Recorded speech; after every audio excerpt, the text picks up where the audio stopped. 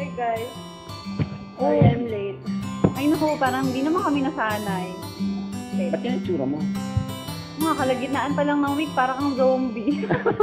Zombie? Zombie talaga. Very funny guys. Kasi naman, nasistress na ako sa dami ng kailangan kong gawin.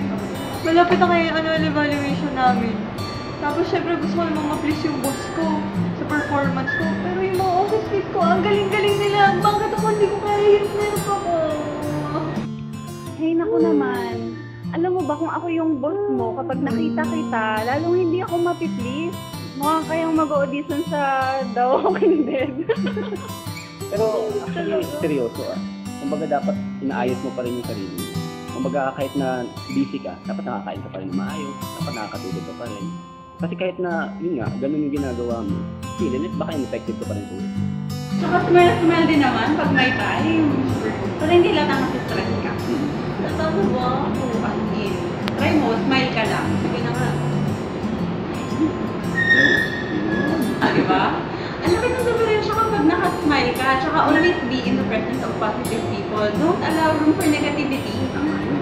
Pero alam mo, kahit na dito kami mga friends mo na willing patawarin, dapat mas maganda pa rin talaga sa aming pamilya. Diba? Tama ka dyan. After a hard day's work, makasama ko lang yung mama ko, makasama ko yung papa ko, tsaka yung mga kapatid ko. Nawawala na yung pagod ko. Actually, tama yun. Actually ako kasi, yung family ko talaga yung motivation at nagtatama ako ng ayos. So, di ba, hindi lang kasi gusto ko na i-bless yung boss ko, kundi gusto ko rin maging blessing talaga sa family ko. And actually, that's the reason kung bakit mas nagiging detailed ako sa ginagawa ko. Tsaka kung gusto ko talagang magawa yung mas maraming bagay sa work, nagpa-plan ako. Diba? Actually, we should all push for excellence to be the best. Actually, may place kaming pinupuntahan na tinuturuan kami maging best. Sa Crossover Makati. Diba? Diyan lang yun sa Makati Square.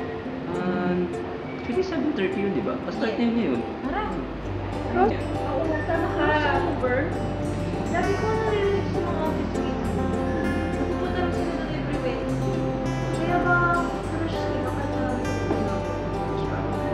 Yeah. Alam mo, as in, sobrang nakawala ng stress, sobrang saya. Tsaka, sabi niya nga kanina, di ba?